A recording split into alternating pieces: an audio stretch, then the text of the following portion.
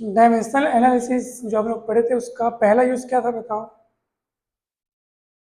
किसी physical quantity का अगर हमको किसी सिस्टम में अगर उसका यूनिट दिया हो तो उसको दूसरे सिस्टम में उसका यूनिट जो होता है वो किसी सिस्टम दिए हुए सिस्टम से और जिसमें अपन चेंज कर रहे हैं उन दोनों में क्या रिलेशन है, ठीक है, उसको चेंज करेंगे तो किस फॉर्मूला या किस वैल्यू के हिसाब से वो चेंज होगा, ये हमने कल देखा था।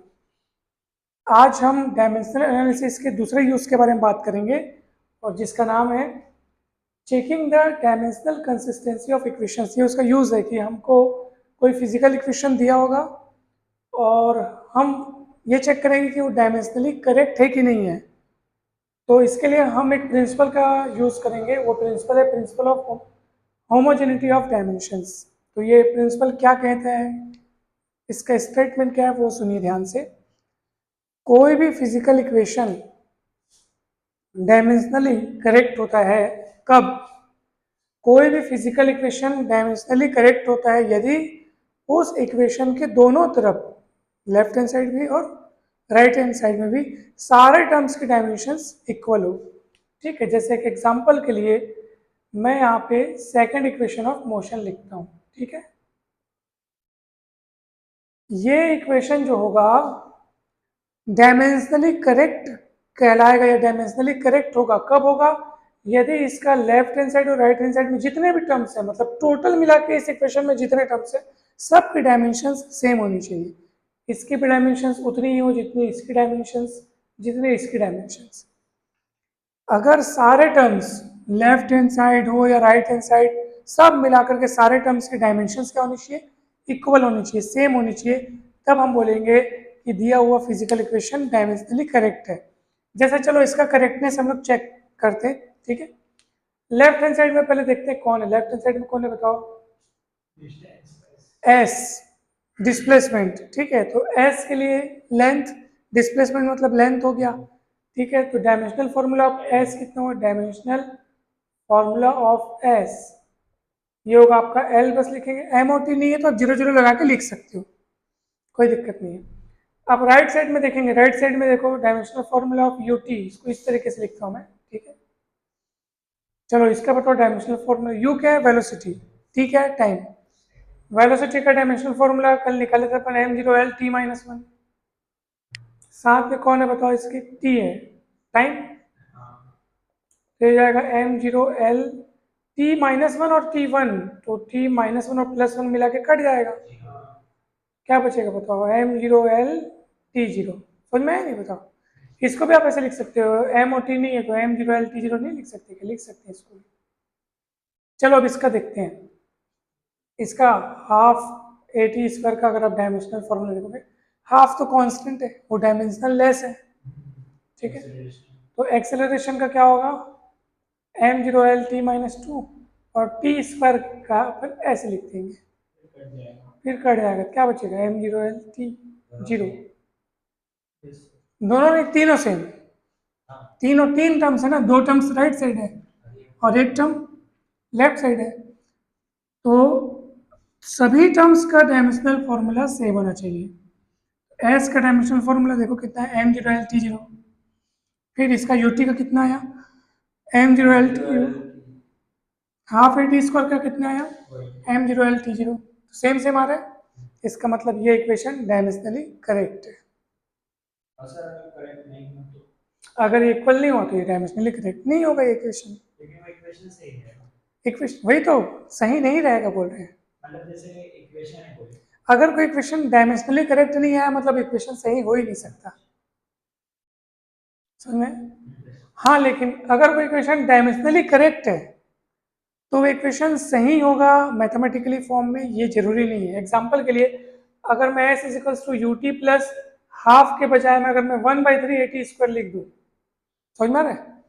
अगर आप इसको डायमेंशनली इसका करेक्टनेस चेक करोगे, डायमेंशनली करेक्ट, अब भी आप एस का डायमेंशनल फॉर्मूला निकालोगे तो ये लिखेंगे, अब भी आप यूटी का डायमेंशनल फॉर्मूला देखोगे तो अब भी यही होगा, इसका डायमेंशनल फॉर्मूला देखोगे तो भैया डायमेंशनल फॉर्मूला निकालने में हाफ का तो कोई रोल था ही नहीं, तो हाफ की जगह अगर वन बाई थ्री भी होता तब भी यही होता, वो तो कांस्टेंट है। तो देखा जाए तो ये इक्वेशन अब भी क्या है, ये वाला इक्वेशन इस हाल में भी, यानी वन बाई टू से अगर मैं वन बाई थ्री कर दूं उसको तो डायमेंशनली करेक्ट तो ये अब भी है, लेकिन मैथमेटिकल फॉर्म में ये करेक्ट नहीं है। इसलिए याद रखना कि कोई इक्वेशन अगर डायमेंशनली करेक्ट हो तो जरूरी नहीं कि वो मैथमेटिकली फॉर्म में भी करेक्ट हो। हाँ, लेकिन अगर वो डायमेंशनली ही करेक्ट नहीं है तो वो फिर गलती है समझो। थोड़ा बहुत समझ में आया? एक और एग्जांपल देता हूँ। चलो बताओ ये डायमेंशनली करेक्ट है कि नहीं, चेक कीजिए। आप लोग बनाइए इसको। टी टाइम पीरियड है, 2 पाई कांस्टेंट है, एल लेंथ है, जी क्या है, ग्रेविटी यानी कि ग्रेविटेशनल एक्सेलरेशन। चलो चेक करो, बनाओ कॉपी में। लेफ्ट साइड में जो क्वांटिटी है उसका डायमेंशनल फॉर्मूला लिखो, राइट साइड में क्वांटिटी देखो, फिजिकल क्वांटिटी कौन कौन सी है उसका डायमेंशनल फॉर्मूला लिखो।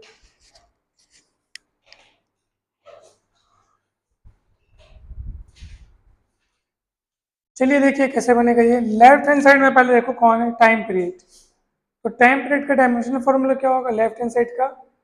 एम नहीं है, एल नहीं है, और टाइम टाइम पीरियड का टी। ठीक है, समझ में आए? राइट साइड में देखो क्या होगा, 2 पाई तो डायमेंशन लेस है, तो बचा कौन ये। लेंथ के लिए लिखेंगे एल, m0 l t-2। ठीक है, और उस पूरे के पावर में कितना आएगा, 1/2, क्योंकि रूट का मतलब होता है पावर में 1/2। रूट मतलब कितना होता है, पावर में 1/2। इस बात को याद रखियो। अब सुनियो, एल से एल कटेगा, एम तो वैसे भी जीरो है, एम का कोई रोल नहीं है। टी का पावर कितना है, -2। टी का पावर नीचे कितना, -2। ऊपर जाके क्या हो जाएगा, टी का पावर 2 हो जाएगा। लेकिन पावर में 1/2 भी है, तो आपको पता है पावर के ऊपर पावर रहता है तो पावर का आपस में मल्टीप्लाई होता है। 2 से 2 कटेगा, बचा का कौन, टी। एम और एल नहीं है तो 0 0 लगाओ, और देखो सेम सेम है कि नहीं है, सेम है। तो डायमेंशनली करेक्ट है ये क्वेश्चन। चलो इसको चेक करो।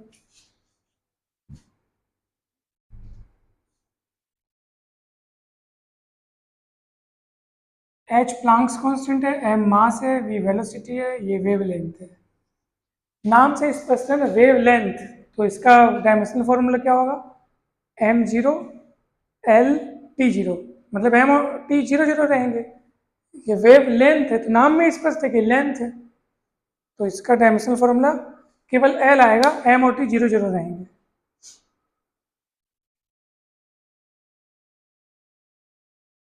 जल्दी से चेक कीजिए, बताइए।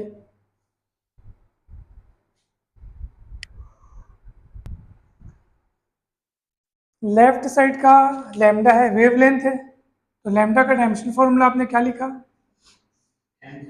m0 l t0। ठीक है, राइट साइड में कौन है, h/mv। इसका डायमेंशनल फॉर्मूला लिखने के लिए प्लांक्स कांस्टेंट ml2t-1। ठीक है, अपॉन में कौन है, मास। वेलोसिटी का कितना लिखा आपने, l t-1। Very good, m नहीं है ना, ओके। चलिए एक एक m कट जाएगा, t-1 कट जाएगा, यहाँ एल स्क्वायर है, एक एक तो एल भी कट जाएगा, तो एल बस बचेगा आपके पास। समझ में आया कि नहीं, बताओ। सेम सेम है, तो डायमेंशनली करेक्ट है ये भी, कोई भी दिक्कत नहीं है। चलिए एक और देता हूँ, बताइएगा डायमेंशनली करेक्ट है कि नहीं है।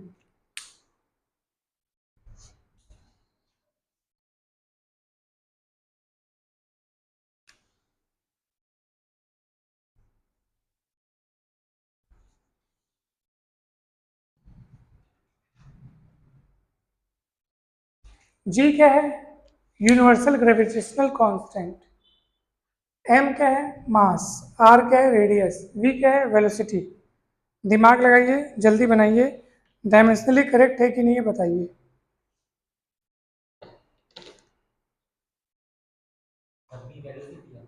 We velocity, G universal gravitational constant.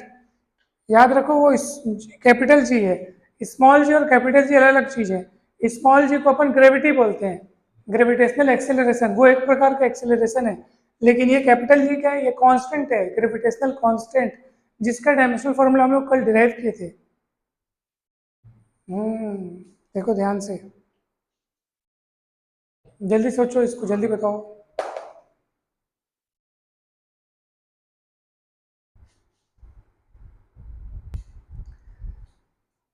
तो आप लोगों ने चेक किया होगा ये डायमेंशनली करेक्ट नहीं है, ठीक है।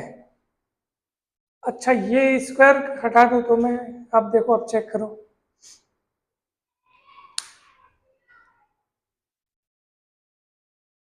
अब चेक करो भला।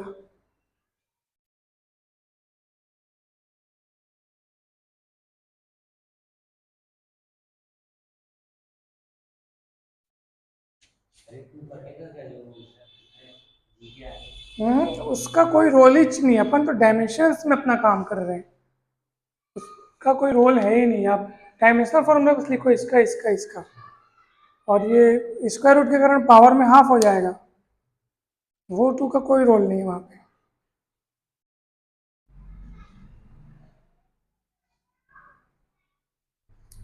जल्दी सोचो, जल्दी बनाइए, बहुत इजी है।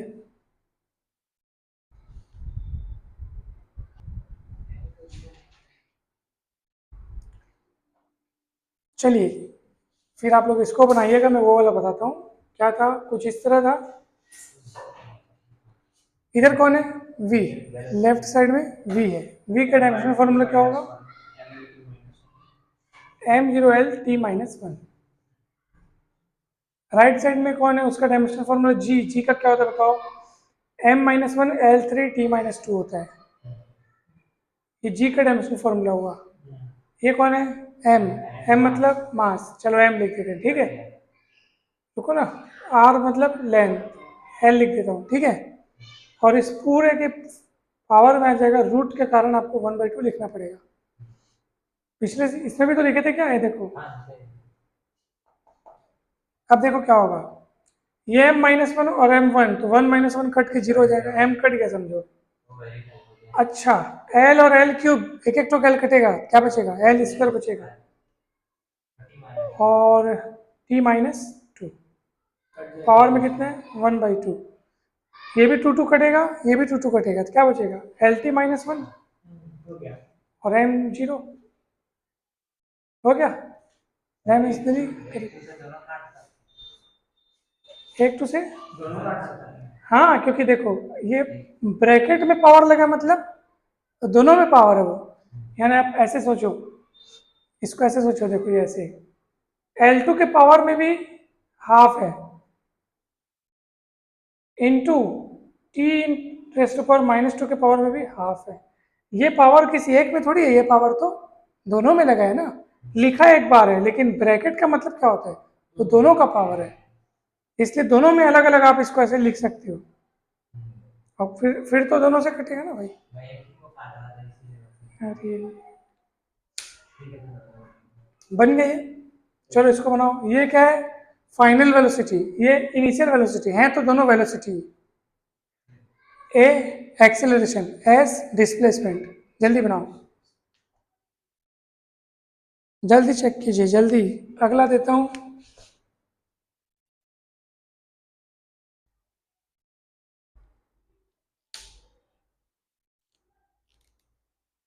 चलो ये दोनों को भी चेक करके बताओ।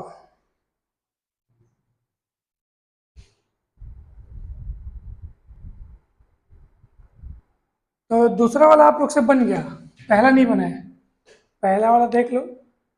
वी स्क्वायर मतलब m0l t-1 का होल स्क्वायर। वी का डायमेंशनल फार्मूला, वी वेलोसिटी है, तो उसका डायमेंशनल फार्मूला लिखूंगा स्क्वायर, तो स्क्वायर लगा दूंगा, ठीक है। अब कितना आएगा बताओ, m0, तो 0 × 2 करेगा तो 0 ही आएगा ना, और l का पावर 1 है, 1 × 2 करेगा तो 2 आएगा, -1 × 2 करेगा तो -2 आएगा, समझ में, ऐसे होगा। ये लेफ्ट साइड का हुआ। राइट साइड में कौन है, यू स्क्वायर, तो यू भी तो आखिर क्या है, वेलोसिटी है, वेलोसिटी है, समझ में आया क्या है, ये वी स्क्वायर का था, ये भी उतना ही आएगा। और बचा कौन, 2as, 2 तो डायमेंशन लेस है, बचा कौन, ए और एस। ए का क्या लिखते हैं बताओ, m0l t-2 into S displacement का एल लिखोगे तो कितना आएगा, m0l112 हो जाएगा, और t-2 हो गया, आ गया आपका सेम सेम, तो डायमेंशनली करेक्ट है। क्लियर हुआ। अब सुनो, principal of homogeneity of dimensions से हमको एक और बात जानने को मिलती है, या यूं कहें कि principal of homogeneity of dimensions इस तथ्य पर आधारित है, यानी कि ये नोट आप हमेशा याद रखना, क्या बोल रहे हैं, physical quantities of the same dimensions can be added और सब्ट्रैक्टेड और कंपेयर्ड, यानी कि दो फिजिकल क्वांटिटी को आप सिर्फ तभी जोड़ सकते हो यानी ऐड कर सकते हो या सब्ट्रैक्ट कर सकते हो जब उनकी डायमेंशन सेम हो, यानी कि दो फिजिकल क्वांटिटी को आप तब तक ऐड नहीं कर सकते या सब्ट्रैक्ट नहीं कर सकते जब तक कि उनकी डायमेंशन सेम ना हो, यानी कि दो फिजिकल क्वांटिटीज की अगर डायमेंशंस अलग अलग हैं तो आप उनको ऐड नहीं कर सकते, सब्ट्रैक्ट भी नहीं कर सकते। अब जैसे बोलोगे सर ये यू स्क्वायर और टू एस आपस में जुड़ा हुआ दिख रहे हैं, देखो प्लस है मतलब दोनों एडिशन में, तो गारंटी के साथ इनकी डायमेंशन सेम है तभी ये दोनों जुड़े हुए दिख रहे, नहीं तो नहीं दिखते। बात समझ में आ रही है मुझे बोल रहा हूँ? यहाँ पे आप देखो ए रूट एक्स और बी टी स्क्वायर के बीच में क्या है, ए रूट एक्स और बी टी स्क्वायर के बीच में क्या है, प्लस है, तो इनकी और इनकी डायमेंशन सेम होगी तभी दोनों जुड़ पा रहे हैं, और वो एफ के भी डायमेंशन इनके इनके बराबर होगी, ठीक है। पूरे इक्वेशन में उस पर वाले और इस पर वाले सभी टर्म्स के डायमेंशंस क्या होते हैं, सेम होती है। अभी आपको इस इक्वेशन में किसका किसका डायमेंशन निकालने बोला है, देखो find dimensions of A B and A by B, बता दिया कौन कौन क्या क्या चीज है, एफ फोर्स है, एक्स डिस्टेंस है, टी टाइम है। मैंने क्या बोला, principle of homogeneity of dimensions क्या कहते हैं, किसी भी इक्वेशन में अगर वो डायमेंशनली करेक्ट है तो सभी टर्म्स की डायमेंशंस क्या होनी चाहिए, सेम होनी चाहिए, उधर वाले सारे टर्म्स, इधर वाले सारे टर्म्स, सारे डायमेंशंस आपस में बराबर होनी चाहिए, यानी कि बताओ यहाँ पे किसकी किसकी डायमेंशंस सेम होगी, बताओ जो डायमेंशंस एफ की है वही डायमेंशंस ए सब की होनी चाहिए, ए रूट एक्स की भी होनी चाहिए, वही बी टी स्क्वायर की भी होनी चाहिए, समझ में आया कि नहीं बताओ। अब यहाँ पे अब तीनों बराबर है तो आप बारी बारी से किन्हीं दो दो को ले लो, आपका आंसर आ जाएगा। चलो मैं इन दोनों को लेके चलता हूँ। एफ का डायमेंशंस बताओ क्या होता है, M L T minus two होता है, क्लियर। वहां पे आप ए का डायमेंशंस रोक लो क्योंकि वो अपने को फाइंड आउट करना है, और बचा कौन बताओ, रूट एक्स, एक्स क्या डिस्टेंस, डिस्टेंस के लिए क्या लिखते हैं अपन, एल लिखते हैं, लेकिन पावर में 1/2 लिखना पड़ेगा, क्यों 1/2 लिखना पड़ेगा, रूट है, समझ में आ रहा है ना, ये ऐसे आपको लिखना पड़ेगा, क्लियर है। अब चलो कैलकुलेट कर लो, ए का डायमेंशन आपको पता चल जाएगा, आप कैलकुलेट कर लो कितना है बताओ, एम तो एम ठीक है, चलो एल के पावर में कितना है, ऊपर में कितना 1 और नीचे में कितना हाफ, 1 में से हाफ जाएगा तो हाफ बचेगा, यानी कि एल हाफ और टी माइनस टू, ये आपका ए का डायमेंशन आ गया, आपका पहला आंसर आ गया, ए का डायमेंशन आपको पता करना था। चलो बी का डायमेंशन कैसे पता करेंगे, एफ को इसके बराबर रख लो, आपकी इच्छा है, आप इसको इसके बराबर रख लो तब भी आंसर आएगा, या इसको उसके बराबर रख लो तब, तीनों बराबर है, आप किन्हीं भी दो को आप ले सकते हो, चलो मैं इसको इसके बराबर लेता हूँ, ठीक है, यानी एफ का जो डायमेंशन है वही डायमेंशन किसका होगा, बी टी स्क्वायर का होगा, ठीक है ना, समझ में आ रहा है मैं जो बोल रहा हूँ, क्यों ऐसा किस तरीके, मतलब ऐसा क्यों रख पा रहे हैं हम लोग, क्यों इसका डायमेंशन उसका डायमेंशन इक्वल रख पा रहे हैं, ये बोलता है प्रिंसिपल ऑफ होमोजेनिटी, बोलता है कि भैया अगर आप सेम सेम डायमेंशन, अगर कोई इक्वेशन फिजिकली करेक्ट है तो उसके सारे टर्म्स की डायमेंशन क्या होनी चाहिए, सेम होनी चाहिए, उसी की प्रिंसिपल की हम मदद से ऐसा लिख पा रहे हैं। तो चलो बताओ क्या होगा, इधर एफ का डायमेंशन कितना होगा, यही M L T minus two, B का डायमेंशन आपको चाहिए उसको वहीं रोक लो, टी स्क्वायर का नीचे ला लो, टी स्क्वायर करके सॉल्व कर लो अब आप इसको, तो एम रहेगा, एल भी एल रहेगा, टी टू ऊपर जाके -2 होगा और -2 पहले से है, -4 हो जाएगा, बी का डायमेंशन आपके पास आ गया। कोई डाउट है, कहीं दिक्कत है तो बता दो, ए और बी का डायमेंशन आ गया, अभी किसका डायमेंशन बचा है बताओ, ए बाई बी का है ना, तो ए बाई बी का आप निकालते हैं, चलो ये याद रखना, ये बहुत फेमस चीज है, ये जो नोट लिखा है ना बहुत तगड़ा है, physical quantities of the same dimensions can be added subtracted compared, ठीक है। चलिए ए का डायमेंशन मिल गया, बी का मिल गया, अब किसका चाहिए, अब देखो ए बाई बी का, कुछ मत करो, अपॉन कर दो, ए और बी को अपॉन कर दो, dimensions of A by B यानी डायमेंशंस ऑफ ए और डायमेंशंस ऑफ बी। ए का डायमेंशन कितना निकालें देखो जरा, एल अपॉन हाफ नहीं बोलते, L raise to the power half, ये ऐसा। और बी का डायमेंशन कितना है, एम एल टी माइनस 4। समझ में आया कि नहीं? आ गया। एम एम कटेगा, एल का पावर ऊपर कितना है हाफ, नीचे कितना है 1, तो हाफ में 1 सब्ट्रैक्ट होगा तो माइनस हाफ बचेगा, तो एल का पावर माइनस हाफ। और ये -4 ऊपर जाके क्या हो जाएगा, +4, +4 में -2 जाएगा तो +2 बचेगा। समझ में आया? ये आपका आंसर आ गया।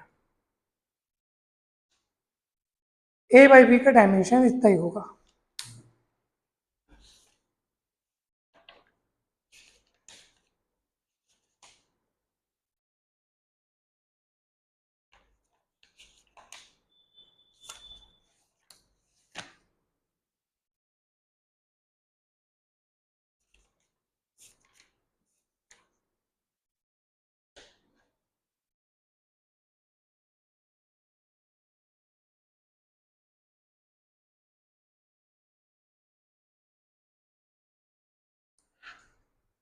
चलिए अब इसमें आपको ए और बी का मेरे को डायमेंशंस बताना है।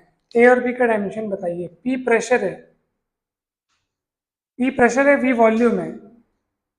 दिमाग लगाओ, देखो ये दोनों जुड़े हैं, बीच में क्या है, मतलब पी का जो डायमेंशन होगा वही किसका होगा, ए बाई वी स्क्वायर का होगा। फिर वी स्क्वायर के डायमेंशन को आप, चलो मैं आपको हिंट देता हूँ, आप लोग बनाना इसको।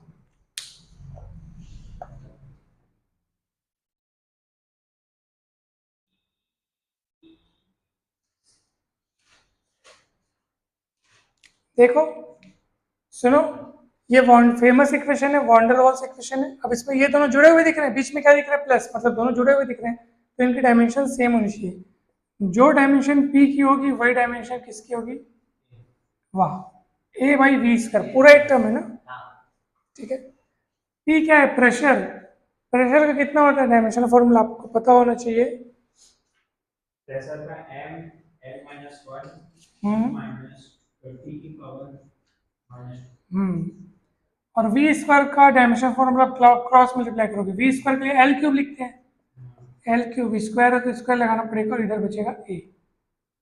समझ में आया कैसे हुआ, देखो जरा, ये पी का प्रेशर का डायमेंशन फॉर्मूला लिखा, फिर क्या है वी स्क्वायर, वी स्क्वायर का मतलब एल क्यूब का स्क्वायर, क्योंकि वी यानी वॉल्यूम, और वॉल्यूम के लिए अपन एल क्यूब लिखते हैं, length into breadth into height. बड़ा वाला भी है ना, क्योंकि वेलोसिटी भी। हाँ ये बड़ा वाला भी, इसलिए तो मैं वॉल्यूम बोल रहा हूँ ना, छोटा वाला भी रहता तो वेलोसिटी कहता। L1 t माइनस 1 है किसका, ए का। रुको ना, ए का डायमेंशन फॉर्मूला चेक करते हैं, पहले बताओ समझ में आया ना भाई। देखो अब ये एम, एल का पावर कितना होगा, देखो 3 दूनी 6, 6 में से एक माइनस जाएगा तो 5 माइनस होने ना, 5 बचेगा, टी माइनस 2। ए का डायमेंशन फॉर्मूला आ गया। अब आप मेरे को बी का बता दो, दिमाग लगाओ और बी का बताओ भाई, बी का डायमेंशन फॉर्मूला बताओ भाई।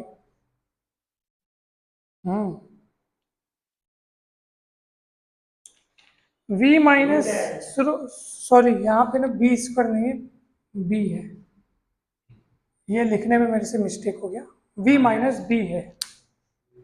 अब आप b का डायमेंशन फॉर्मूला बताइए।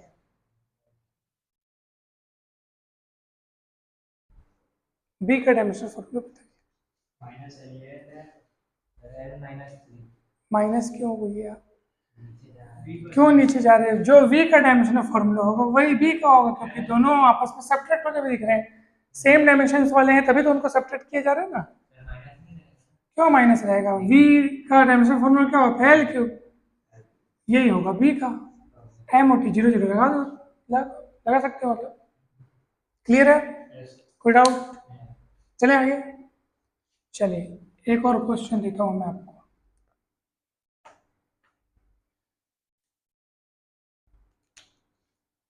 x is equal to A T plus B T half लिखा है, हाफ बी टी स्क्वायर, ऐसा है कुछ।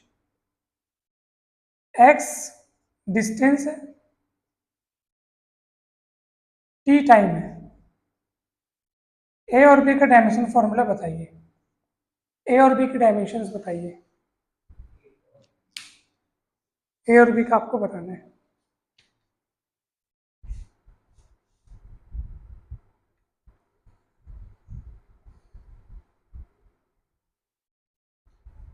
तो इसमें ए यहाँ ए और बी कांस्टेंट है, एक्सेलरेशन ए एक्सेलरेशन नहीं है, ए और बी कांस्टेंट है, उसका डायमेंशन फॉर्मूला आपको बताना है। एल अपॉन टी ए का वैल्यू हाँ, तो उसको एल अपॉन टी को अच्छे से बताना है आपको, एल टी माइनस वन करके बताओ, ये आपका ए का आ जाएगा। कैसे, सुनो, देखो ना भाई, कोई भी क्वेश्चन में जो डायमेंशन फॉर्मूला यहाँ पे एक्स का होगा वही किसका होगा, ए टी का होगा, और वही किसका होगा, हाफ बी टी स्क्वायर का होगा। क्लियर है? अब बताओ, इन दोनों को इक्वेट करो, एक्स का डायमेंशन फॉर्मूला क्या होगा, एल लिखेंगे, है ना भाई, और ए का डायमेंशन फॉर्मूला निकलेगी, ए को अकेला रखो, टी को ट्रांसफर करो, ऊपर जाके माइनस वन हो जाएगा, ऊपर जाके माइनस वन, तो एल टी माइनस वन नहीं होगा, और बी का वैल्यू एम जीरो लगा सकते हो चाहो तो। एल टी माइनस टू हो जाएगा। ये ए का डायमेंशन फॉर्मूला तैयार हो गया, और बी का क्या हो जाएगा, L T minus two, two power है ना भाई, हो गया। समझ में आया? तो ऐसे क्वेश्चंस भी आपके एग्जाम में आते हैं। सरल लगा, कठिन लगा? ठीक है, अच्छा है, गुड।